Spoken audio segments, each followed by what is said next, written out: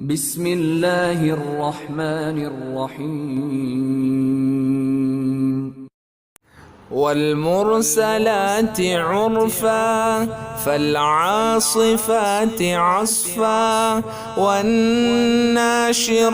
نشرا فالفارقات فرقا فالملقيات ذكرا عذرا أو نذرا إنما توعدون لواقع فإذا النجوم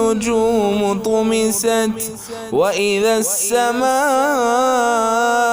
فرجت وإذا الجبال نسفت وإذا الرسل أقتت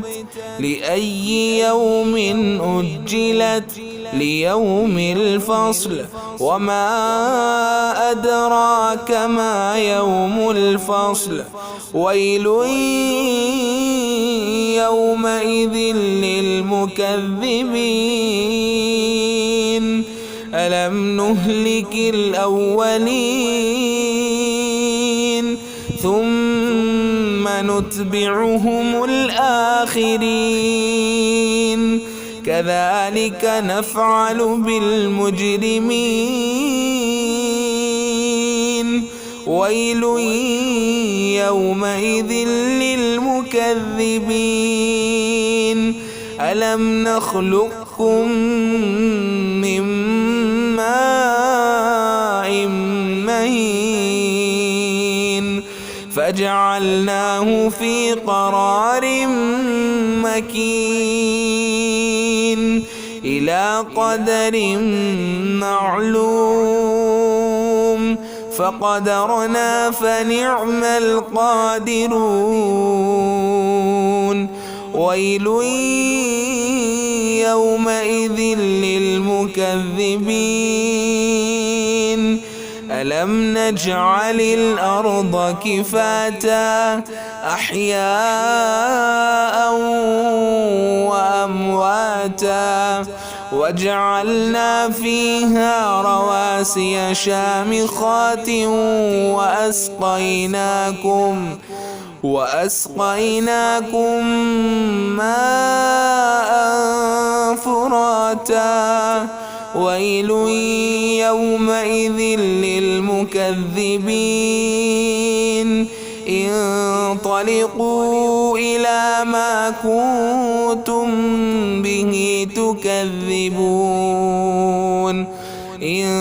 انطلقوا إلى ظل ذي 3 شعب لا ظليل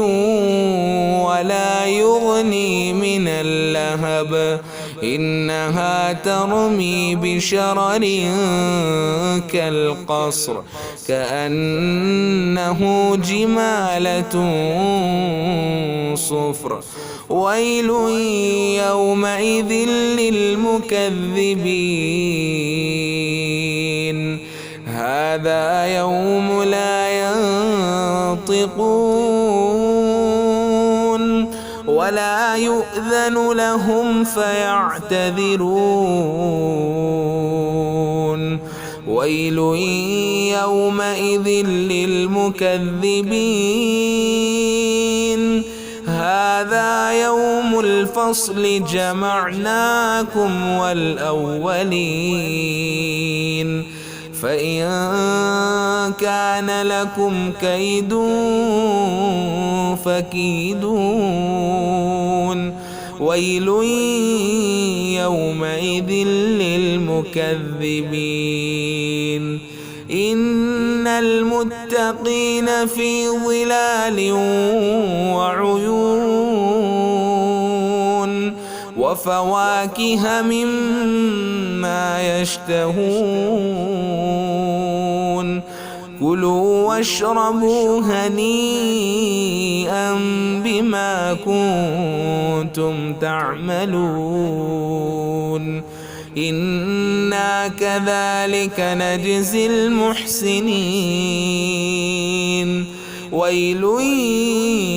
يومئذ للمكذبين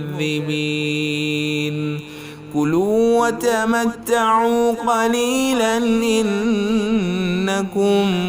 مجرمون ويل يومئذ للمكذبين وإذا قيل لهم اركعوا لا يركعون ويل يومئذ للمكذبين فبأي حديث بعده يؤمنون